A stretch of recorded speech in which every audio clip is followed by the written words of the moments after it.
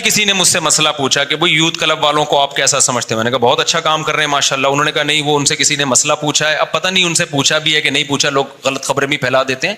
لیکن بالفرض پوچھا بھی ہو، یہ جواب بھی دیا ہو، میں فرضی ایک مثال دے رہا ہوں، ہو سکتا ہے نہ ہو، کیونکہ جب تک پوری تحقیق نہ ہو کسی کی طرف کوئی بات منسوب نہیں کی جائے. تو یوتھ کلب والوں کو تو میں بھی بڑا سپورٹ کرتا ہوں، بہت اچھا کام کر رہے ہیں. انہوں نے کہا وہ نماز جو سکھا رہے ہیں لڑکیوں کو، وہ کہتے ہیں مرد اور عورت کی نماز میں کوئی فرق نہیں ہے، کوئی حدیث اس بارے میں نہیں ہے. تو میں نے کہا دیکھیں یوتھ کلب والے بڑا اچھا کام کر رہے ہیں، یہ فروعی مسائل کی وجہ سے کسی کو برا کہنا تو ٹھیک نہیں ہے. یہ چھوٹی نماز تو پڑھوا رہے ہیں نا. تو کہتے ہیں پھر آپ کے پاس کیا دلیل ہے؟ میں نے کہا یوتھ کلب والوں سے پھر میری پیغام پہنچا دیں، میرے سے بھی رابطے میں ہیں اور بڑے اچھی طرح، لیکن میں بحث کرنا نہیں چاہتا کسی سے ان مسئلوں میں. ایسا نہ ہو میرا یوتھ کلب والوں سے عورتوں کی نماز پہ مناظرہ شروع ہو جائے. تو میں نہیں چاہتا میری صلاحیت ادھر استعمال ہو اور ان کی صلاحیت میرے خلاف استعمال ہو. جو کام وہ پازیٹو کر رہے ہیں ان کو کرنے دو، جو ہم کر رہے ہیں ہمیں کرنے دو. لیکن جو عام آدمی مجھ سے مسئلہ پوچھنے آئے گا تو میں اس کو دلیل دے دیتا ہوں. میں کہتا ہوں بھائی اگر وہ آپ کو یہ دلیل دے رہے ہیں کہ عورت مرد کی نماز میں فرق کیا ہے، تو آپ بتاؤ کہ بھی علماء سے ہم نے یہی سنا ہے. وہ علماء جو مجتہدین کو فالو کرتے ہیں، جو اپنی رائے پیش کر رہے ہیں، ان کی بات میں نہیں کر رہا. جو مجتہدین کو فالو کر رہے ہیں صدیوں سے، وہ یہ کہتے ہیں عورت سمٹ کے نماز پڑھے گی، تو ہم ان علماء کے فتوے کو فالو کریں گے. رہا مسئلہ دلیل کا، تو ان سے کہیں بھائی اس کی کیا دلیل ہے؟ اگر آپ کہتے ہو کہ عورت سمٹ کے نماز پڑھے گی، اس پر کوئی حدیث نہیں ہے، بار بار میں سوال اٹھاتا ہوں، اب تک کوئی جواب کسی نے نہیں دیا. اس کی کیا دلیل ہے کہ عورت صفا مروہ میں چلے گی، دوڑے گی نہیں؟ کہیں بھی حدیث میں نہیں ملتا کہ عورت چلے گی. بلکہ حدیث میں تو یہ ملتا ہے، جیسے حدیث میں ملتا ہے جیسے میں نے نماز پڑھی ایسے پڑھو. تو ہمارے اہل حدیث کیا کہتے ہیں؟ بھائی نبی نے تو سمٹ کے نہیں پڑھی ہے تو عورتیں بھی سمٹ کے نہیں پڑھیں گی. تو بھائی اسی طرح حدیث میں آتا ہے خذوا عنی مناسککم، صحیح حدیث ہے، جیسے میں نے حج کیا ایسے حج کرو. تو نبی تو صفا مروہ میں دوڑے ہیں، تو عورتیں کیوں نہیں دوڑ رہی ہیں؟ نہیں آئی بات میرا خیال ہے. چاروں اماموں کا جو مذہب ہے نا، مضبوط بنیادوں پہ قائم ہے، وہ اصول ٹوٹتے نہیں ہیں. آج کل کے جو اسکالرز آ رہے ہیں کتنے بڑے علامے ہوں گے، مانتے ہیں تقویٰ بھی ہوگا، بھائی ان جیسا مینٹل لیول نہیں ہے. وہ ان کی علمی اپروچ نہیں ہے، تبھی تو پوری دنیا نے ان کو فالو کیا ہے. آج کسی اسکالر کو اتنا تھوڑی کوئی فالو کر رہا ہے. بڑے بڑے علاموں نے ان چاروں کو فالو کیا ہے. آج کے اسکالر میں 4 فالو کر رہے ہوں گے تو 4000 مخالفت کر رہے ہوں گے. تو کون زیادہ لائق اتباع ہے؟ ان کی تحقیق کو مانے یا ان کی تحقیق کو مانے؟ تو ان کی تحقیق کو مانا جائے گا، جو صدیوں سے امت اس کو مان رہی ہے. تو یہ اس کی کیا دلیل ہے کہ بھائی جو یہ کہتا ہے نا مرد عورت سمٹ کے نہیں مردوں کی طرح پڑے گی، حدیث میں نہیں ہے. تو حدیث میں یہ بھی نہیں ہے کہ عورت چلے گی. بعض لوگ فوراً حدیث پیش کرتے ہیں کہ حضرت عائشہ کا قول ہے کہ تمہارے لیے ہم میں اسوہ حسنہ ہے، نمونہ ہے، ہم چلتے ہیں تو تم بھی چلو. پہلی بات، حضرت عائشہ کا یہ قول کسی صحیح سند سے ثابت نہیں ہے. ناصر الالبانی رحمہ اللہ نے خود اعتراف کیا کہ یہ قول صحیح نہیں ہے. اور دوسری بات، وہ بھی تو حضرت عائشہ کا قول ہو گیا نا. جب عائشہ کا قول حدیث کے قول کے مخالف ہوگا تو کس کو لیا جائے گا؟ پیغمبر کے قول کو لیا جائے گا نا. کیونکہ بار بار لوگ کہتے ہیں کسی امتی کو پیغمبر کے مقابلے میں ترجیح نہیں دینی. نبی تو کہہ رہے ہیں جیسے میں نے کیا ایسے کرو، اور حضرت عائشہ کہہ رہی ہیں کہ نہیں ہم جیسے کر رہے ہیں ویسے کرو. تو آپ جیسے اب کبھی ابو حنیفہ کو نبی کے مقابلے میں لے آتے ہو، کبھی امام شافعی کو لے آتے ہو، تو اسی طرح تو حضرت عائشہ کا مقابلہ بھی نبی سے ٹھیک نہیں ہے. اور اگر حضرت عائشہ ہی کو فالو کرنا ہے تو حضرت عائشہ تو یہ بھی کہہ کے گئی ہیں، بخاری میں لکھا ہوا ہے کہ اگر نبی ہمارے زمانے کی عورتوں کو دیکھ لیتے تو عورتوں کو مسجدوں میں آنے سے روک دیتے. دلیل دیتے کہ نہیں نبی نے کیا فرمایا، لا تمنعوا اماء اللہ من المساجد، عورت بھی مسجد میں آئے گی، عورت کو نہیں روک سکتے آپ. وہاں آپ حضرت عائشہ کے قول کو کیوں نہیں لے رہے جبکہ وہ صحیح سند سے ثابت ہے؟ تو کہیں بھی اصول جو ہے نا یہ ٹکتے نہیں ہیں.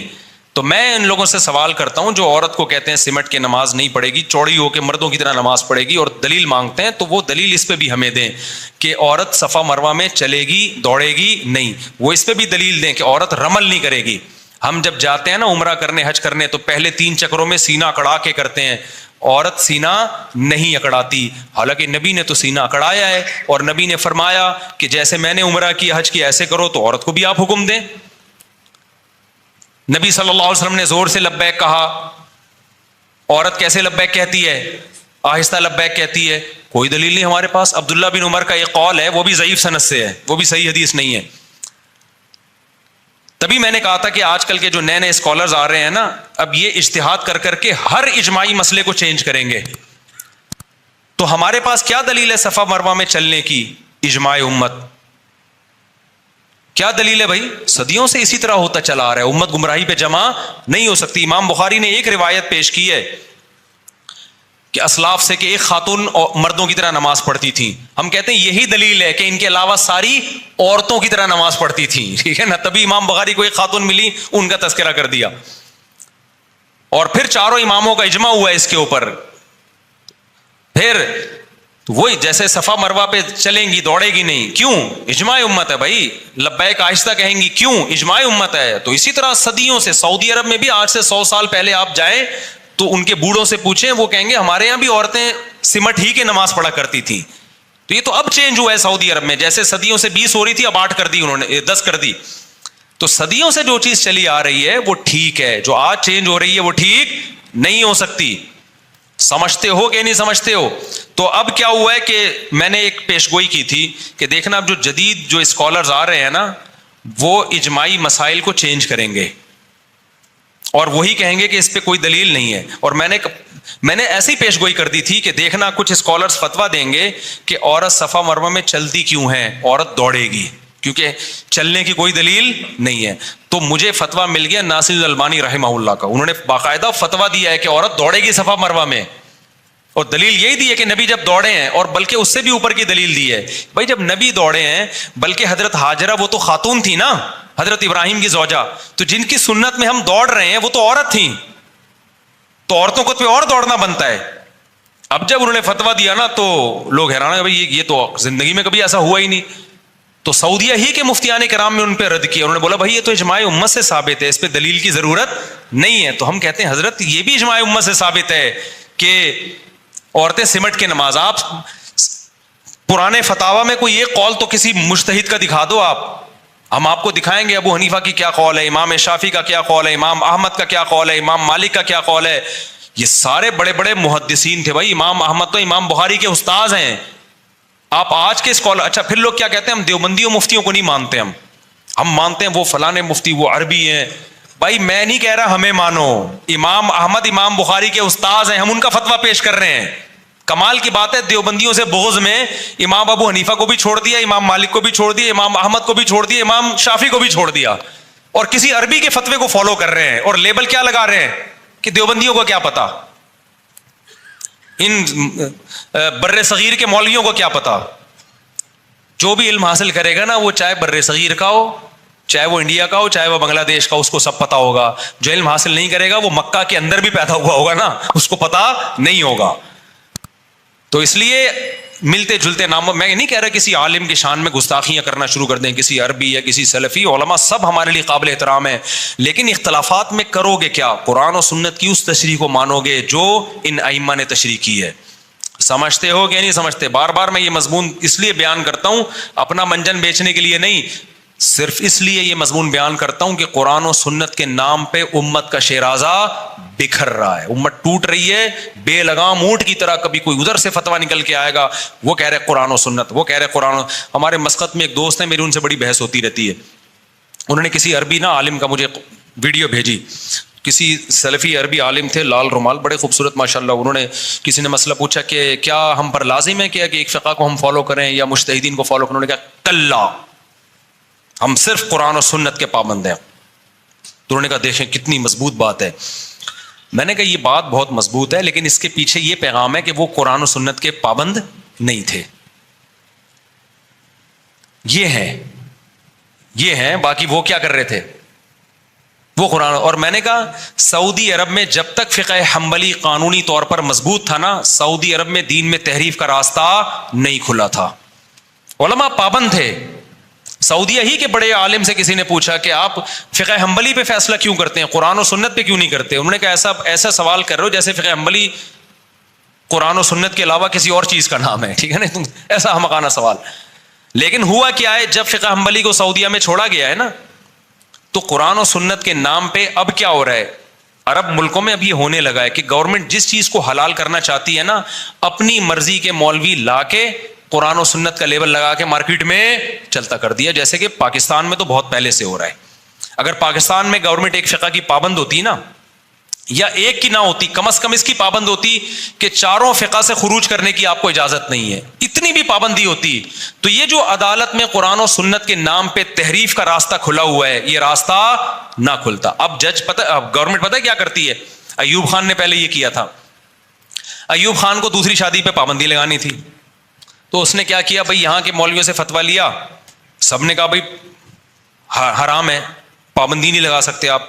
اس نے کیا کیا، جب پابندی لگانی ہے، لبرل سیکولر حکومت بنانا ہے پاکستان کو، ایک لبرلزم کی طرف لے کے جانا ہے، مصر سے مولوی منگوائے، انہوں نے قرآن و سنت کو آڑا ترچھا کر کے نا فتویٰ دے دیا کہ ایکچولی ہم کیا کرنا چاہ رہے ہیں کہ دوسری پہ پابندی نہیں لگا رہے، ایکچولی اس کی کچھ حدود متعین کر رہے ہیں، اگر بے لگام چھوڑ دیا جائے لوگوں کو تو کیا ہوگا کہ ہر آدمی 4 8 لے کے گھومنا شروع کرے گا، عورتوں کے حقوق ضائع ہوں گے، یہ ہو جائے گا، ایسی لمبی چوڑی اس کی پوری تحریر ہم نے پڑھی ہے۔ وہ گھما کے نا، وہ جو مصر سے چند مولانا لوگ بلوائے انہوں نے، تو اس نے یوں ایکچولی اس کو یوں کر کے نا پہلی بیوی کی اجازت ضروری اور قرآن و سنت کے لیول لگا کے قانون بنا کے تھوپ دیا ہمارے اوپر۔ اگرچہ ہم پہ اثر، مجھ پہ تو بالکل بھی اثر نہیں ہوا، لیکن لوگوں پہ کیا کر دیا، بولو نا، تھوپ دیا۔ اس لیے علماء کہتے ہیں بھائی اگر لگام نہ دی نا ان لوگوں کو، لا جو صدیوں سے مرتب ہے اس کا پابند نہ بنایا تو مولوی کو کون سنبھالے گا؟ مولویوں میں بھی تو 2 نمبر ہوتے ہیں، تو 2 نمبری کا دروازہ کم نہیں ہوگا بلکہ کھلے گا۔ جس مولوی کے دل میں لالچ ہوگی، اب دیکھو میں جب فتویٰ دیتا ہوں تو میں علماء کے سامنے جواب دہ ہوتا ہوں کہ یہ آپ نے نکالا کہاں سے ہے؟ میں کہتا ہوں قرآن و سنت سے، وہ کہتے ہیں قرآن و سنت سے تو یہ بھی نکال سکتے تھے، یہ بھی نکال سکتے تھے، تو اس پہ پہلوں نے اس کا بھی حوالہ دو کہ پہلوں نے کیا فتویٰ دیا ہے، قانون کیا جو مرتب ہے، تو اس کا ریفرنس مجھے لگانا پڑے گا، ورنہ میں قرآن و سنت کے نام پہ کچھ بھی نکال کے لوگوں کو بتاتا رہوں تو کچھ تحریف اس سے کم تھوڑی ہوگی، اس سے تحریف کیا ہو جائے گی، دروازہ چوپٹ کھل جائے گا تحریف کا۔ تو اب کیا کیا جو ایوب خان نے نا، وہ لا کے قرآن و سنت کا لیول لگا کے اتنے سارے قوانین کو اٹھ پٹانگ۔ پھر علماء نے کہا کہ شوہر جب مرتا ہے تو عدت بھی ہوتی ہے، 4 مہینے 10 دن ہے، طلاق ہوتی ہے تو عورت کہیں اور نکاح نہیں کر سکتی، 3 مینسز کا آنا ضروری ہے۔ تو اس نے ایکچولی کر کے نا کہ قرآن نے 3 مینسز کا کہا تو 3 مینسز کے 90 دن بنتے ہیں، تو ہم نے نظم کی وجہ سے، ایک لا مینجمنٹ کی وجہ سے 90 دن بنا دیا اس نے، اور پھر قرآن کی آیتوں سے ہی نکالا۔ اب دیکھو قرآن میں طلاق مرتان، 2 دفعہ طلاق، تیسری دے دی تو اب رجوع کا حق نہیں ہے۔ دوسری طرف قرآن میں آتا ہے جب میاں بیوی میں جھگڑا ہو تو دونوں میں صلح کی کوشش کرو۔ اب اس نے 2 آیتوں کو آپس میں مکس کر دیا۔ جو مصر سے سیکولر قسم کے مولانا آئے تھے نا، انہوں نے کیا کیا، اب لوگ علماء سے مسئلہ پوچھتے، صحابہ تابعین سے بھی پوچھتے تو یہی جواب ملتا، جو بھی طلاق دے گا طلاق میں ریورس گیئر نہیں ہے۔ اس نے کیا کیا، 2 آیتوں کو مرج کر دیا کہ اصل میں قرآن یہ ایکچولی، جیسے غامدی صاحب ایکچولی کر کے نا سامنے والے کو ایسا وہ مسحور کر دیتے ہیں، جادو، وہ کہتا ہے یار علم تو کس کے پاس ہے، ان کے پاس ہے علم تو اصل میں، حالانکہ وہ پوری امت کے اجماع کے خلاف آپ آیت کی تفسیر کر رہے ہوتے، اس میں ایکچولی اور اس طرح کی چیزیں نکال دو تو بچتا ہی کچھ نہیں ہے، دلیل کی دنیا میں مضبوط نہیں ہوتا، وہ کسی صحابی کا وہ قول نہیں ہوتا، سارے صحابہ کے، 4 اماموں کے، اور جتنے بھی بڑے بڑے اسکالرز گزرے ہیں جنہوں نے دین کو سمجھا، ان کی ساری تحقیق ایک طرف ہو جاتی ہے اور یہ ایک نئی تحقیق سامنے آئی ہوتی ہے، تو علماء کیسے مانیں گے اس کو بھائی؟ پھر لوگ کہتے ہیں بھائی اگر امت اتنے عرصے سے گمراہ رہی ہے تو آج ہم کو کوئی صحیح راستہ بتا رہا ہے تو مان لو نا بھائی، یہ امت اتنے عرصے سے گمراہ رہ ہی نہیں سکتی، یہ بات ہی غلط ہے، یعنی یہ امت، نبی آخری نبی ہے، امت گمراہی پہ جمع ہوگی نہیں، قرآن و سنت نے پہلے تو اس کو ثابت کیا ہے کہ یہ بات ہی غلط ہے کہ سارے غلط تھے اور 4 آدمی صحیح ہیں، یہ ہو ہی نہیں سکتا۔ تو اب کیا کیا، ایکچولی کر کے نا انہوں نے کیا کیا، قرآن کی 2 آیتوں کو ملا دیا آپس میں۔ ایک طرف قرآن میں آتا ہے وَإِنْ خِفْتُمْ شِقَاقَ بَيْنِهِمَا فَابْعَثُوا حَكَمًا مِّنْ أَهْلِهِ وَحَكَمًا مِّنْ أَهْلِهَا، میاں بیوی میں جھگڑا ہو جائے تو دونوں کی طرف حکمین آئیں گے، فیصلہ کریں گے، صلح و صفائی کریں گے۔ انہوں نے کیا کیا، انہوں نے کہا جو دھڑ دھڑ طلاقوں کا نظام ہے نا، یہ طلاقیں دے دی، یہ شریعت میں ہے ہی نہیں، لہذا دے بھی دی تو اس کا کوئی اعتبار نہیں، بلکہ جب بھی جھگڑا ہوگا بے شک طلاقیں ہی ہو جائیں، پہلے یونین کونسل ان کے درمیان میں بیٹھ کے کیا کرائے گی، صلح و صفائی۔ دونوں آیتوں کو آپس میں کیا کر، حالانکہ وہ ایک الگ آیت ہے، وہ طلاق سے پہلے کے بارے میں ہے، لیکن صاف الفاظ نہیں لکھے ہوئے کہ طلاق سے پہلے یہ کرنا ہے، کیونکہ یہ تو کامن سینس کی بات ہے نا کہ جھگڑا جب ہوگا تو صلح جب ہی ہوگی نا جب وہ میاں بیوی ہوں، طلاق کے بعد تو میاں بیوی رہے نہیں ہیں وہ، یہ تو کامن سینس کی بات تھی. تو ایسی سینس کی باتیں کامن سینس کی قرآن تھوڑی ان کو بار بار ہائی لائٹ کرے گا. تو قرآن نے کہا بھائی دونوں میں جھگڑا ہو تو پہلے سلو کی کوشش ہو. تو انہوں نے کہا بھائی دونوں میں جھگڑا ہو اور طلاق ہو بھی گئی تو قرآن تو کہہ رہے پہلے کیا کوشش ہوگی؟ سلو کی. اب سلو میں قرآن کہہ رہے اس خاندان کا, انہوں نے کہا یہ خاندان تھوڑی یونین کونسل ہی بنا دو نا, خاندان کے ٹینشن سے ہی بچت. اب پاکستان میں جو عدالتوں میں قانون چل رہا ہے وہ یہ چل رہا ہے کہ جب آپ طلاق دیتے ہیں تو عدالت نہیں مانتی اس طلاق کو. وہ تو لوگ عدالت کو نہیں مانتے, مفتیوں سے فتویٰ لے لیتے ہیں اس لیے, ورنہ کورٹ میں جو لا ہے وہ یہ ہے کہ یہ طلاق کنسیڈر نہیں ہے, بلکہ یہ طلاق کے پیپر پہلے یونین کونسل میں جائیں گے, یونین کونسل کے لوگ آئیں گے اور وہ دونوں میں سلو کی کوشش کریں گے, 90 دن کے اندر ہو گئی تو وہ طلاق کالعدم ہے, اگر نہیں ہوئی تو پھر یونین کونسل اس طلاق کو ویلڈ مانے گی تو ہوگی, وہ بھی ایک ہوگی ورنہ نہیں ہوگی. یہ اب امپلیمنٹ اس لیے نہیں ہوا اس قانون کا کہ یونین کونسل والا بھی کون سا آ رہا ہے بیٹھ کے وہ بھی گھر بیٹھا ہوا ہے, اس نے کہا ہو گئی نہیں ہو گئی, ہمیں تو پیسے مل رہے ہیں. تو نہ وہ اپنی ذمہ داری پوری کر رہے ہیں نہ عدالتیں پوری کر رہی ہیں, تو اس لیے چل اسلام ہی رہا ہے. لیکن لا جو آپ کا بنا ہوا ہے نا وہ یہ ہے, اور اس سب پہ کیا لیبل لگایا ہوا ہے؟ قرآن و سنت کے عین مطابق. جب جنرل مشرف نے یہ جو خلا کا قانون بنایا کہ عورت کے پاس مکمل طلاق کا اختیار چلا جائے, اگر پاکستان میں لا ہوتا کہ چاروں اماموں کی جو تحقیق ہے اس کے بغیر قانون پاس ہو نہیں سکتا, تو کبھی بھی یہ خلا کا قانون پاس نہیں ہوتا, کیونکہ اسلام میں ہے ہی نہیں یہ خلا کا یہ والا سیٹ اپ. تو جنرل مشرف نے کیا کیا, قرآن و سنت کا لیبل لگایا, خلا کے لفظ قرآن سے لیا اور اپنی طرف سے اس میں ایڈیشن یہ کی کہ یک طرفہ اور بہت کچھ اوٹ پٹانگ, اور ہو سکتا ہے مفتی تو مارکیٹ میں ہر طرح کے مل جاتے ہیں, کچھ مولانا بھی مل گئے ہوں گے. چند دن پہلے ایک اسلامک یونیورسٹی کے ایک اسکالر کا پورا مضمون آیا ہے اور انہوں نے لکھا ہے کہ یک طرفہ خلا بھی صحیح ہے, عورت کو پورا. ایک اور مولانا صاحب ہیں, مولانا تو نہیں ہے اسکالر ہیں, ان کے بھی اپنی طرف سے ایک تحقیق چلا دی انہوں نے کہ مکمل عورت کو طلاق کا اختیار ہے, اس کو ہم کہیں گے خلا, حالانکہ یہ بالکل غلط ہے, اس پہ تو بہت سارے دلائل ہیں. تو کیا ہوا کہ وہ ایسا خاندان نظام کی ایسی کی تیسی. اب جس عورت کو وسیم بھائی اچھے لگ رہے ہیں وہ کورٹ میں جا رہی ہے کہ ابے جان چھڑا یہاں سے. میرے پاس کیس آیا, ایک آدمی نے 1.5 کروڑ کا پلاٹ دیا اپنی بیوی کو محبت میں, بیگم نے لے لیا, اگلے دن جا کے کیس فائل کیا, بیوی بھی گئی پلاٹ بھی گیا. لیکن آپ جج سے پوچھیں گے, وکیل سے پوچھیں گے, بولیں گے عین قرآن و سنت کے مطابق ہے. تو میرے بھائی یہ منجن بک رہا ہے قرآن و سنت کے نام کا. تو ہم جو آپ کو کہتے ہیں نا مجتہدین کو فالو کرو, اپنا منجن بیچنا ہوتا تو ہم کہتے ہیں میری تحقیق کو فالو کرو. آج جو اپنا منجن بیچ رہا ہے وہ کہہ رہے ہیں میری تحقیق کو فالو کرو. یہ سارے مولوی منجن بیچ رہے ہیں, اور جس کی طرف نسبت کی جاتی ہے منجن بیچ رہے ہیں وہ اپنی تحقیق نہیں بتا رہے, وہ کہہ رہے ہیں بھائی جو صحابہ تابعین اور ائمہ اربعہ کی تحقیق ہے اس کو فالو کرو. تو منجن کون بیچ رہا ہے؟ منجن وہ بیچ رہا ہے جو ان علماء کے خلاف کر رہا ہے. آپ کو نہیں آ رہی تو جاؤ, حدیث میں آتا ہے علماء کو لوگ چھوڑ دیں گے, خود بھی گمراہ ہوں گے, جو اسکالرز ہیں وہ خود بھی گمراہ ہوں گے اور دوسروں کو بھی گمراہ کریں گے. تو آپ اللہ سے, ہمارے بس میں جو تھا بھائی ہم نے سمجھا دیا, آپ کی مرضی جو چاہے.